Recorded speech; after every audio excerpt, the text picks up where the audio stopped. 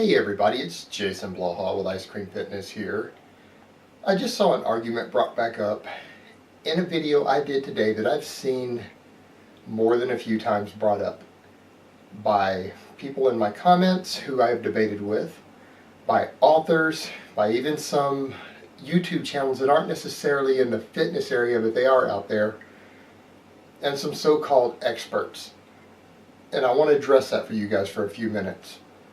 But hold on, let me give you guys a bicep shot first.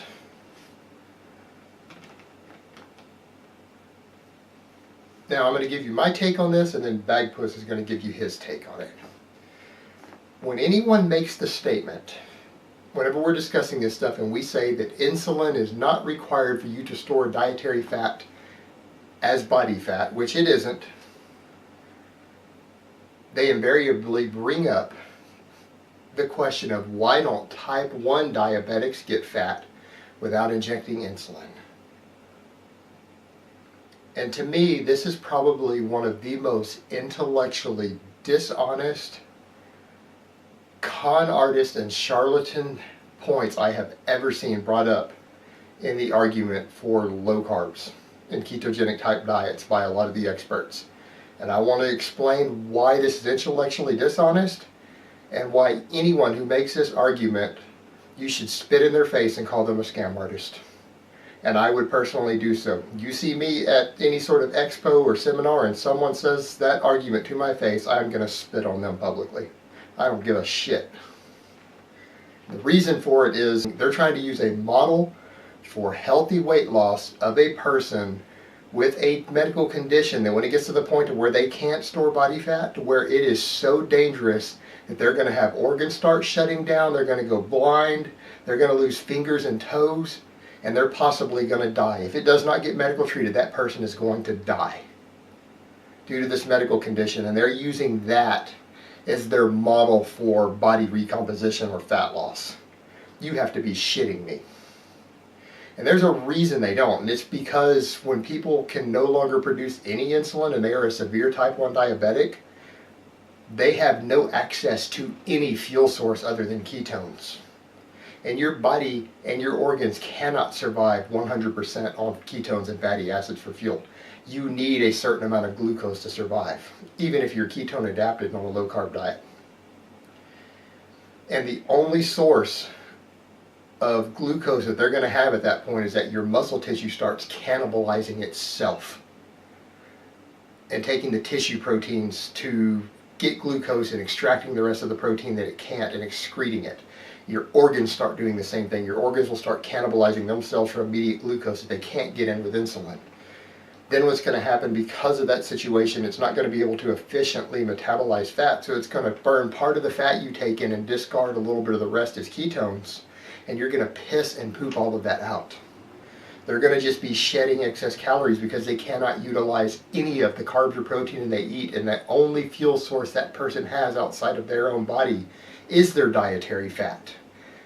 And it is very, very difficult to eat enough dietary fat by itself with nothing else to sustain your body weight oftentimes. And so they start losing weight, and even if they eat enough dietary fat to feed most of their fuel needs and to hold on to the fat they have, they keep shedding muscle and organ weight because they're not getting the glucose that they need, and their body has to get it from somewhere. These are people whose body is cannibalizing themselves and they are dying. And it is a terrible way to die. And that's why they do that. And with a diet, it is impossible, biologically impossible, to replicate this physical condition with a diet. So even using it as an example is not only intellectually dishonest, lying, and charlatanry, it's downright moronic because you can't do it. The most deeply intense ketogenic diets that have ever been used medically actually put people into deeper ketosis than any of these low carb diets, and even the Atkins diet does in its phase 1. So put that in perspective, and that's generally done on people with severe epilepsy, including epileptic children, and we've been using these diets for up to 80 years. And we use these diets to get the insulin levels, circulating insulin, as low as humanly possible for a person who has a healthy pancreas and who is producing insulin correctly. And it is massively higher than what a type 1 diabetic has even then. But what happens These children gain weight and they gain body fat at a normal rate consistent with their caloric intake. They do not experience any magical fat burning or any prevention of weight gain or fat gain when on this type of diet, with insulin levels dropped as low as just about the human body will drop them, who is in a healthy person still, who is not a type 1 diabetic.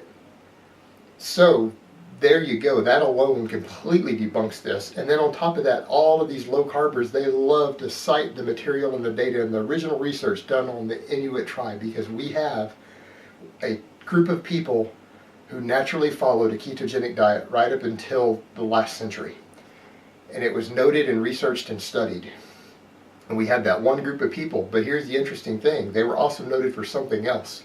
Normally, hunter-gatherer tribes are noted for being fairly lean. People who are on foot all the time, have to hunt and pick their own game, and they're not growing any of their own food, almost never have obesity. They tend to have lower body fats than we do in the modern world.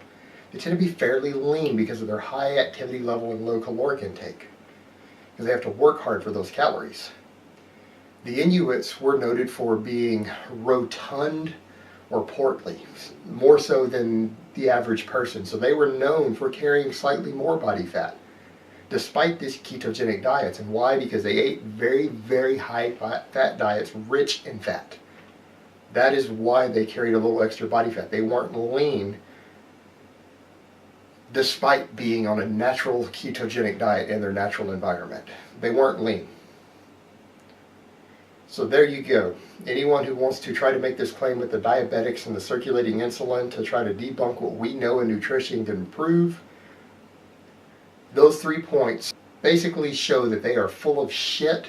And if they are marketing this, they're a con man and a scam artist and a charlatan, if that is what they are trying to sell. Bagpuss, on the other hand, says that he follows a ketogenic diet, and he's the most striated dude on YouTube. He even got striations in his tail. So what do you have to say about that? Alright guys, that's really all I have to say on that today. I hope it's been informative, and I will talk to you next time.